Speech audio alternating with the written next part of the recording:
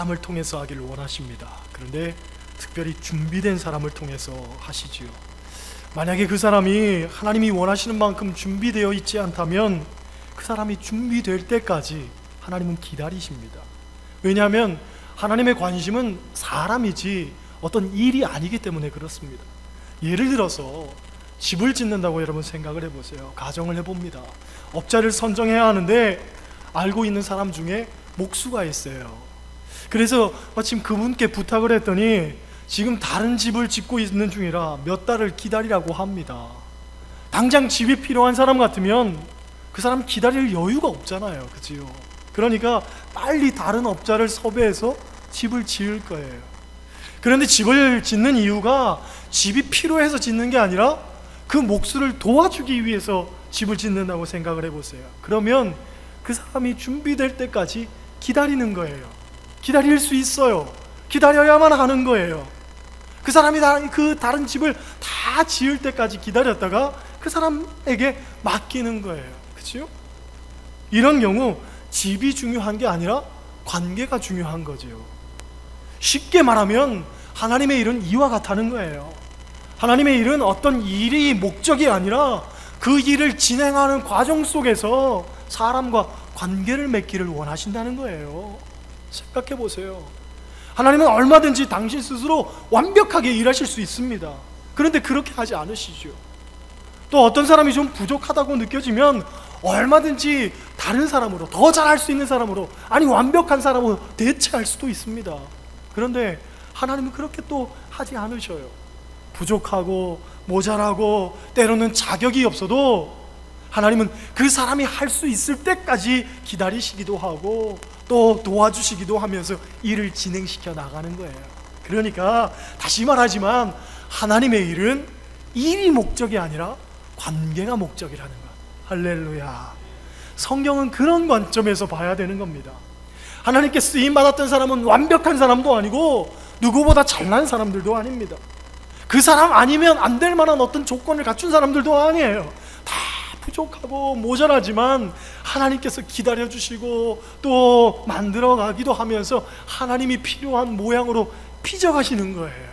그렇죠? 오늘 본문에 나오는 모세도 그렇습니다. 하나님 모세를 쓰시기 위해서 여러 가지 모양으로 그를 빚어가셨는데 주석가들은 모세가 장성하면서 받았던 세 가지 교육이 있다고 하지요. 하나님의 사람으로 쓰임받기 위해서 모세가 받았던 이 세 가지의 교육이 무엇이었는가를 통해서 우리가 함께 은혜를 나누려고 합니다. 우리가 잘 아는 것처럼 모세가 태어날 무렵 이스라엘은 애굽의 바로로부터 굉장한 핍박을 받고 있었어요. 처음 이스라엘이 애굽에 정착한 것은 요셉 때문이잖아요. 그죠? 요셉이 총리 대신이 돼가지고 애굽에 닥친 큰 흉년을 잘 극복하게 해줍니다. 그랬더니 그게 고마워가지고 애굽 사람들이 이스라엘 사람들을 선대하는 거예요. 잘 대하는 거예요. 서로가 친밀한 관계를 유지하면서 처음에는 애굽에서 잘 살았다고요. 그렇게 정착한 이스라엘 사람들이 400년 동안 그곳에 머물러 살면서 그곳에서 점점 그 숫자가 기하급수적으로 늘어나게 됩니다. 그 사이 왕권도 여러 번 바뀌면서 성경을 보면 요셉을 알지 못하는 그런 왕이 집권하게 되지요.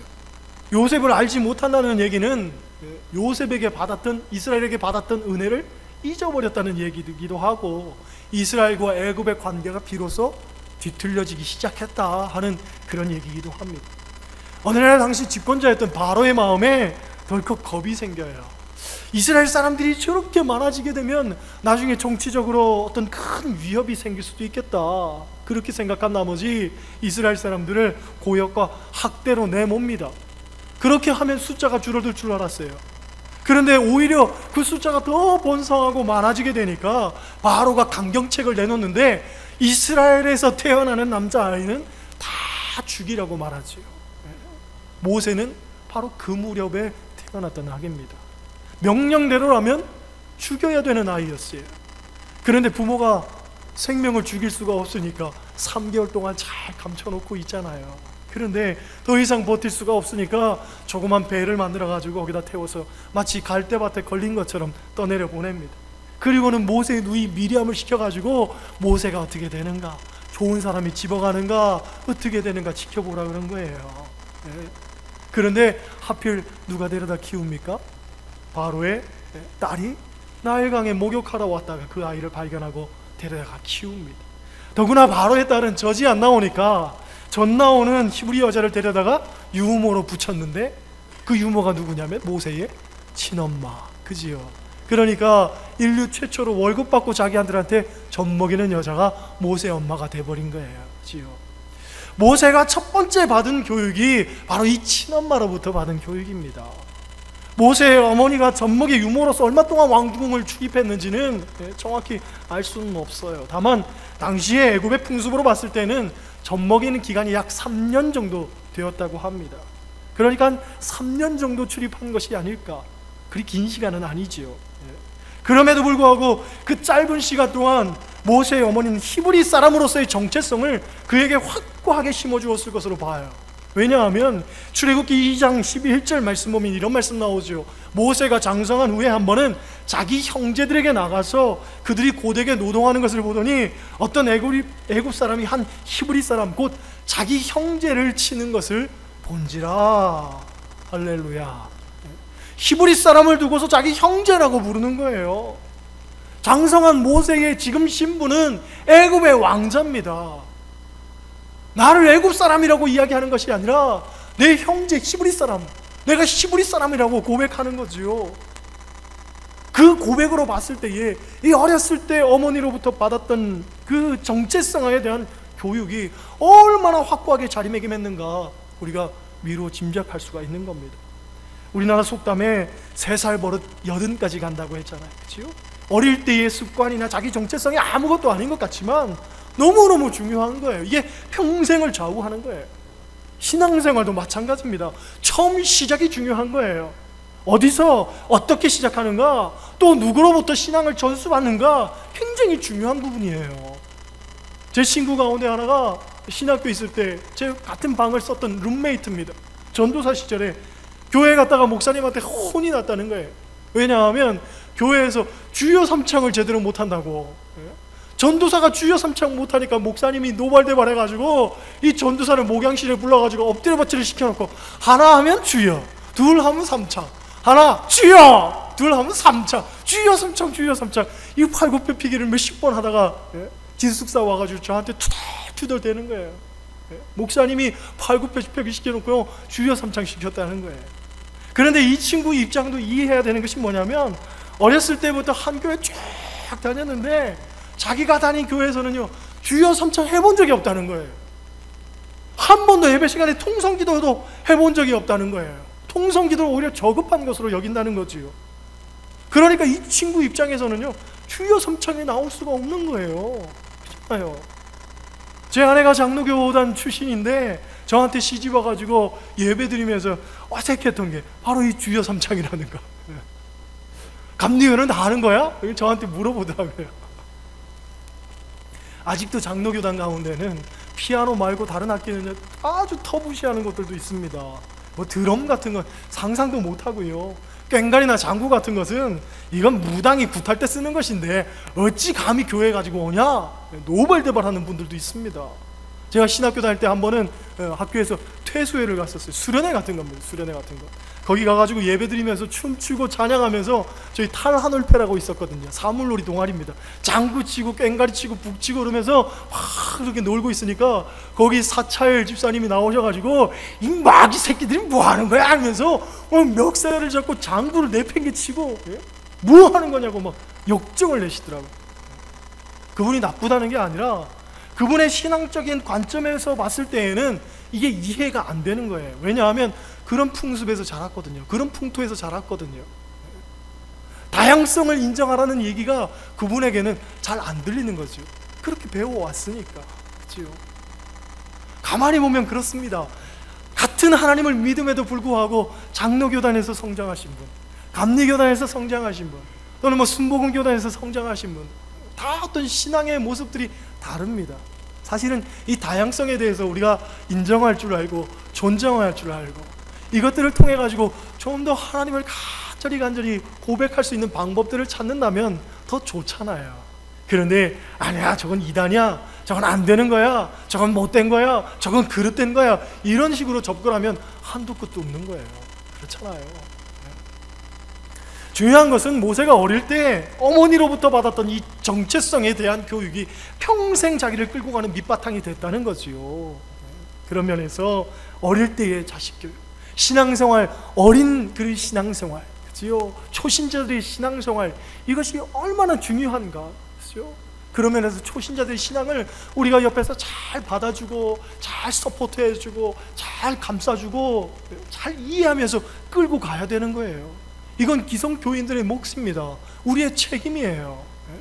초신자가 나왔는데 항상 그 사람 붙들고서 교회가 이래서 안 되니 저래서 안 되니, 우리 목사님은 이게 흠이니, 우리 장로님은 이게 흠이니, 우리 교회는 이래서 요 모양 요 꼴로 가느니, 이런 얘기하면은요, 이분이 정착할 수가 없는 거예요. 그렇잖아요. 성경은 부정적인 이야기는 입 밖에도 꺼내지 말라고 그랬어요. 할렐루야. 부정적인 얘기는 입 밖에도 꺼내지 말라 그랬어요. 혹시 오늘 교회 와가지고 부정적인 얘기 꺼내신 분 있으면 손 들어보세요. 꺼내지도 말라 그랬어요. 꺼내지도 말라 그랬어요. 할렐루야. 교회는 항상 긍정을 말하는 곳입니다.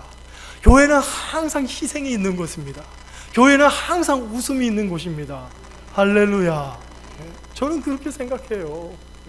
그래서 아무리 속상한 것이 있고, 아무리 마음에 들지 않는 것이 있다 할지라도 그건 기도 제목이죠. 그건 하나님께 기도해야 되는 일이고, 사람 붙들고서 할 얘기는 아니라는 거예요. 다음으로 모세가 받았던 두 번째 교육은 뭐냐면 이집트 왕자로서 받았던 교육이지요. 그렇지요? 모세는 바로의 궁중에서 애굽의 왕족에 해당하는 교육을 받았습니다. 당시에 이집트 학문적 수준은요, 세계 최고였다고 그래요. 사도행전 7장에 나오는 스데반의 보고에 의하면 당시 모세는 애굽의 모든 학술을 그렇게 능통하게 배웠다고 하는데, 그 당시 산술과 기하학과 천문학과 철자법과 문법과 역사와 의학, 이 모든 것을 두루두루 배우고 능통했다고 하죠. 이 교육이 미디안 광야에 40년 있을 때에는 아무 쓸데없는 것처럼 보였겠지만, 결국은 나중에 바로와 싸울 때에 이것이 얼마나 큰 힘이 되고 큰 도움이 됐습니까? 그렇죠? 우리가 신앙생활 하면서 깨닫게 되는 것은 하나님은 정확하신 분이라는 거예요. 정확하신 분. 내게 필요한 것이 무엇인지 정확히 알고 계십니다. 내가 보고 듣고 깨닫고 배우는 것 하나도 필요 없는 게 없어요. 사소한 것 하나라도 그것이 필요한 일을 만나게 되면 하나님이 어떻게 그렇게 정확하신 분인지 우리가 감동하게 되잖아요. 예를 들면 다윗이 골리앗과 싸울 때에 그가 가진 것이라고는 물맷돌 돌리는 재주밖에는 없었습니다.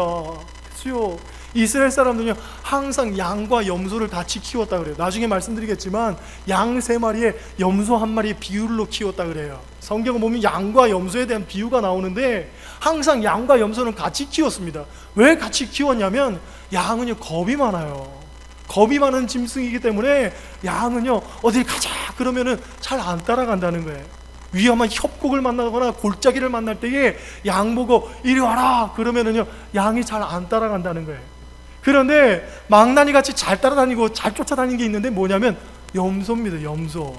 염소는요 이리 와라 그러면 얼른 간다는 거예요. 그러면 그 모습을 보면서 양이요 아 염소가 가네, 가도 되겠구나, 그리고서는 쫓아간다는 거지요. 또 양과 염소를 같이 키웠던 이유는 뭐냐면 풀을 먹을 때 염소는요 이파리만 살살 뜯어먹는다 그래요. 이파리만 살살. 그런데 양은요 그냥 닥치는 대로 뿌리까지 그냥 뿌리고 있는 대로 다 먹는다는 거예요. 양은. 그러니까 양만 놔두면은요 양이 푸른 초장을 완전히 초토화시켜버리는 거예요. 다 뜯어먹어가지고 해가 바뀌어도 이게 제대로 클 수가 없는 환경을 만들어버려요. 그래서 염소랑 같이 붙여놓는데요. 이 염소가 풀만 살살, 이파리만 살살 뜯어먹잖아요. 그러면 양이 겁이 많으니까 염소를 가만 보는 거예요. 보면서 잎사귀만 뜯어먹어야 되는가 보다. 양이 그렇게 판단하고서 잎사귀만 살살 뜯어먹는다는 거예요. 그러면 그렇게 뜯어먹고 그 다음 초장으로 옮겨가고, 이런 여러 가지 이유들 때문에, 그 밖에도 뭐 다른 이유들이 많지만 이런 이유들 때문에 양과 염소를 항상 같이 키우는데, 문제는요 염소는요 자꾸 어디로 내튀려고 하는 거예요. 양은 자기들끼리 잘 모여서 사는데 염소는요 자꾸 내튄다는 거예요. 그러면은 목자가 항상 물맷돌을 가지고 있다가 이 돌을 던지는 거예요. 이 물맷돌은요 다른 곰이나 다른 짐승이 와서 던질 때도 있지만 그보다 더 많은 경우 언제 던지냐면 염소한테 던진다고 합니다. 염소한테. 이 염소한테 딱 던져가지고 처음에는요 여기를 맞춰요. 몸통을 맞춰요. 몸통을 맞춰가지고 이리 와 해도 안 오면은요 그 다음에는 다리를 맞춘대요. 다리를 맞춰가지고 빨리 와. 그래도 안 오잖아요. 그러면 어디를 맞추냐면 똥꼬를 맞춘다. 똥꼬를. 그리고 똥꼬 밑에 말씀드리기 곤란한 부분을 딱 갖다 맞추면은요 염소가 화들짝 놀라가지고 얼른 쫓아온다니까. 거기를 맞으면. 그러니까 그놈 거기와 다리와 똥꼬를 맞추기 위해서 얼마나 정확하게 물맷돌을 던져야 됩니까? 그죠? 그래서 평상시에 항상 이 물맷돌 던지는 연습을 충실하게 목자들은 한다는 거죠. 팔레스타인 자료들 보면, 기록들을 보면. 그래서 이 물맷돌을 던지는 건 아주 정확하다는 거예요. 우리가 생각하는 것처럼 다윗이 어떻게 돌려가지고 탁 던졌더니 골리앗 이마에 우연히 맞은 게 아니라 그가 평소에 끊임없이 연습했기 때문에 정확하게 갖다 맞춘 거예요. 그런데 중요한 건 바로 그거지요. 다윗이 가지고 있던 게 물맷돌밖에 없지만 그러나 하나님께서는 그 물맷돌 가지고 사용하시는 거예요. 승리케 하시는 거예요. 그렇잖아요. 할렐루야, 할렐루야. 이스라엘 백성들이 생각할 때에 그들이 골리앗과 싸워서 이기기에는 골리앗이 너무 크다라고 생각을 했지만 다윗이 생각할 때는 야 내가 물맷돌 던져가지고 맞추기에는 빗나가지 않을 만큼 충분히 크다라고 생각을 한 거지요. 아주 좋네, 맞추기 좋네. 그래서 이긴 거예요. 하나님은 정확하신 분이 정확하신 분. 할렐루야. 또 이렇게 장점도 사용하시지만 어떨 때는 내게 있어서 좀 약점이라고 생각하는 것, 부족한 것이라고 생각하는 것, 그런데 그것 또한 사용하실 때가 있습니다. 모세가 위대한 교육을 받았음에도 불구하고 모세의 핸디캡이 뭐였습니까? 모세는요 말을 잘하지 못했다는 거예요. 말을 잘하지 못했어요. 그러니까 하나님께서 내가 너를 사용하겠다, 너를 통해서 내가 애굽에서 우리 민족을 이끌어내겠다 하실 때에도 모세가 제일 걱정했던 게 하나님 난 말을 잘 못합니다. 말을 못하는데 어떡합니까? 그랬더니 하나님께서 누구를 붙여주십니까? 아론을 붙여주시잖아요. 아론. 그래서 아론을 통해서 상의하게 하고 견지하게 하고 합력하게 해서 선을 이루는 것 아닙니까? 만약에 그가 말더듬이가 아니었다면, 말을 더듬지 않았다면 아론같이 훌륭한 사람을 곁에 둘 수 없었을 거예요. 아론 같은 사람이 없었다면 모세의 어떤 독선과 모세의 불같은 혈기가 항상 발목을 잡아가지고 출애굽하는데 굉장히 어려웠을 거란 말이지요. 그렇잖아요.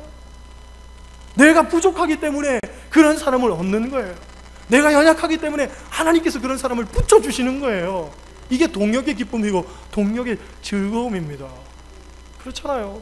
목사가 모든 것을 퍼펙트하고 완벽하게 할 수 있다면 다른 사람이 필요 없겠죠. 그러나 목사도 흠이 많고 사람이고 부족하고 연약하기 때문에 여러분들의 도움이 필요한 거예요. 여러분들의 헌신이 필요한 거예요. 그래서 성경을 보면 정말 목회자는 기도와 말씀에 전무하고 나머지 일들은요 성도를 돌보고 성도들과 함께 교제하고 합력할 선을 이루는 모든 부분들은 우리 성도들이 담당해야 되는 거예요. 할렐루야, 할렐루야. 여러분들이 해야 되는 거예요. 그렇잖아요. 세 번째 모세가 받았던 교육은 뭐냐면 미디안 광야의 도망을 쳐서 받았던 40년간의 연단입니다. 이 과정을 어떤 목사님은 광야 학교를 졸업했다 하고 이야기를 합니다. 따라 하시겠어요? 광야 학교를 졸업했다. 광야 학교를 졸업했다. 네. 이 광야 학교는 교실도 없어요. 교과서도 없어요. 선생도 없어요. 심지어 무엇을 배우는 것 같이 느껴지지도 않아요. 그래서 모세는 빈들에서 그냥 빈둥거집에서 놀고 앉아 있었어요. 꿈을 키워주는 것도 아니고 전문적인 전문가로서의 어떤 기술을 가르쳐주는 것도 아니에요. 그런데 광야 학교에서는 뭘 배우냐면 오직 하나 배웁니다. 하나님만 의지하는 법. 하나님만 의지하는 법을 배워요. 요것만 배우면 광야 학교는 졸업입니다. 그런데 이것을 배우기까지가 얼마나 힘이 드는지 몰라요. 모세는요 40년 걸렸어요. 40년. 하나님만 의지하기까지가 40년 걸린 거예요. 그걸 배우기까지 그 사이에 먼저 무엇을 했냐면 내 경험, 내 지식, 내 방법은 안 된다는 것, 내가 얼마나 못나고 내가 얼마나 형편없는 사람이라는 것, 내가 얼마나 죄인인지 그걸 깨닫는 거예요. 끊임없이 그것을 깨닫는 과정들을 통해서 하나님만 바라봐야 되겠구나 하고서 배우는 게 광야 학교입니다. 어찌 보면 우리의 신앙생활도 광야 학교의 연속인지도 모르겠어요. 그렇잖아요. 꽤나 내가 지식이 있고 내가 힘이 있고 물질이 있고 권세가 있고 세상에서 남다른 것 같이 보여도 아니죠. 하나님 앞에 서면 아무것도 아닌 존재예요. 그렇잖아요. 우리의 삶에는 하나님이 필요한 거예요.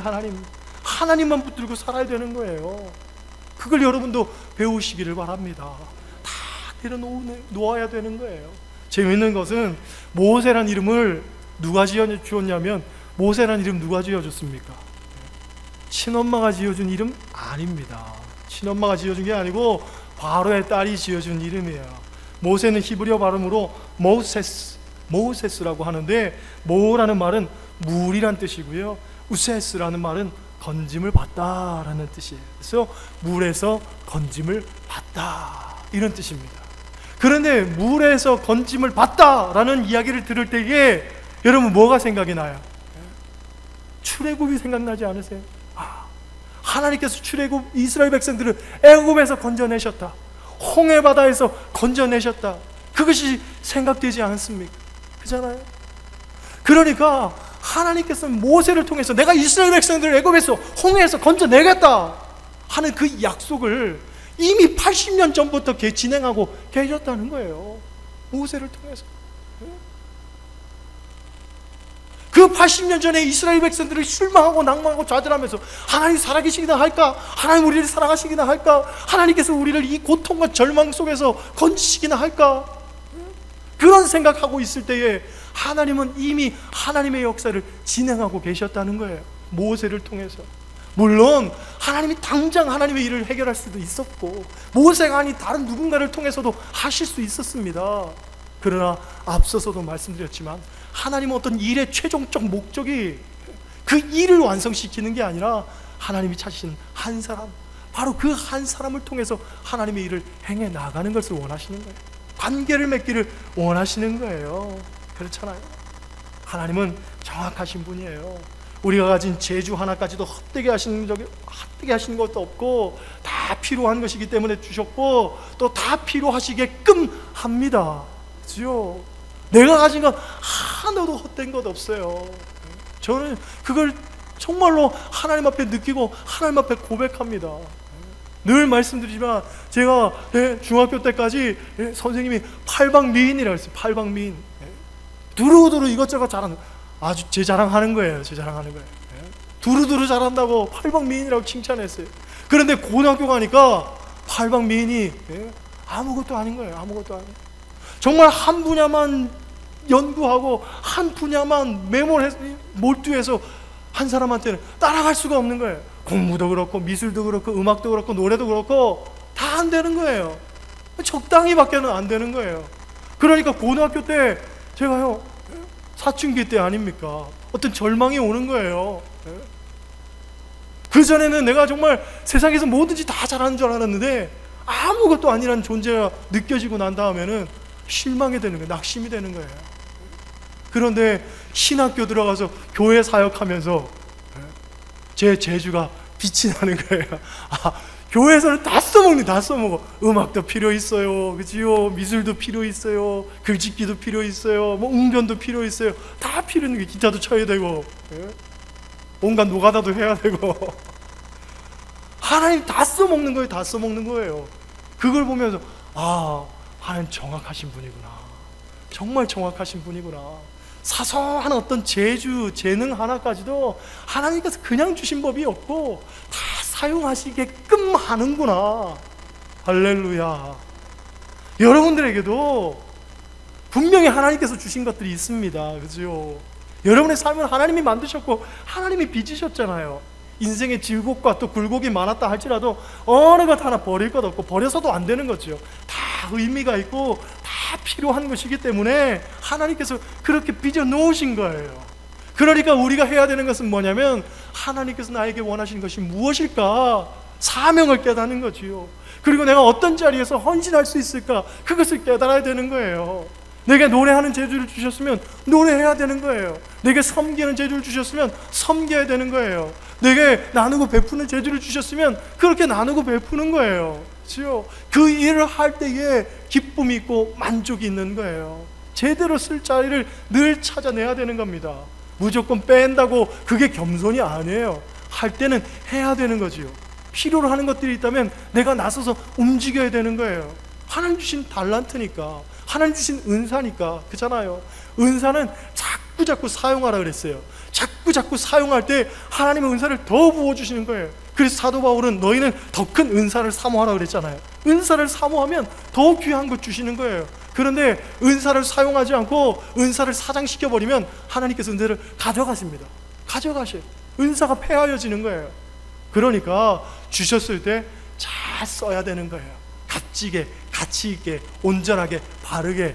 할렐루야, 할렐루야. 여러분들에게는 어떤 은사가 있으십니까? 어떤 은사가 있으셔요? 어느 것 하나 무가치한 것도 없고 상대적으로 열등한 은사도 없습니다. 은사는 그 자체로 다 귀한 것이고 다 존중받아야 되는 거예요. 여러분이 가진 재능, 달란트, 어떤 유무형의 자산들, 이 모든 것들을 다 하나님 영광 위해서 아름답게 사용하시기를 바랍니다. 우리의 삶을 뒤돌아보면 삶의 걸음걸음 속에서 하나님께서 우리에게 맡겨주신 것들, 또 가르쳐주신 것들, 붙여주셨던 것들, 또 훈육하셨던 것들, 깨닫게 하셨던 것들 많이 있습니다. 이것이 다 인생의 학교죠. 모세가 거쳐왔던 학교처럼 우리도 배웠던 어떤 교육입니다. 하나님께로부터 받은 교육이에요. 때로는 실패를 통해서, 좌절을 통해서, 낭망을 통해서, 쓰러짐을 통해서 배운 거예요. 배운 거예요. 그게 성경은 연단이요, 인내요, 그것을 통해서 소망으로 간다고 이야기했잖아요. 여러분들에게 주어진 모든 것이 정말로 선하기 때문에 감사함으로 받으며 버릴 것이 없습니다. 여러분 다 감사함으로 받고 모든 것들이 합력하여 온전하게 선을 이루는데 사용하시기를 주님의 이름으로 간절히 축원합니다. 기도하시겠어요? 하나님, 모세의 삶 속에는 굴곡이 많았습니다. 또 질곡도 많았습니다. 고통도 많았습니다. 아픔도 많았습니다. 그러나 이 모든 것들을 하나님께서 예비하셔서 그를 통하여서 하나님 역사를 이루기 위한 어떤 또 하나의 교육이었던 것을 우리가 보게 됩니다. 주님, 우리의 삶 돌아보면 여러 가지 우여곡절들도 많았습니다. 그러나 그것을 통해서 우리의 신앙은 성숙해졌고 하나님만 의지하게 되었고 하나님만 붙들게 되었고 우리의 신앙은 정말로 그리스도의 장성한 분량에 이르게 되었습니다. 이것을 고백하면서 우리가 받은 그것, 우리가 가진 이것, 우리에게 맡겨주신 그것 가지고 아름답게 잘 사용함으로 말미암아 하나님 나라를 온전히 이루어가게 하여 주시옵시고 이 땅 가운데 하나님 나라가 확장되어진 그 일에 미약한 힘이나마 아름답게 잘 사용되어질 수 있도록 인도하여 주옵소서. 감사드리며 예수님 이름으로 기도드렸습니다.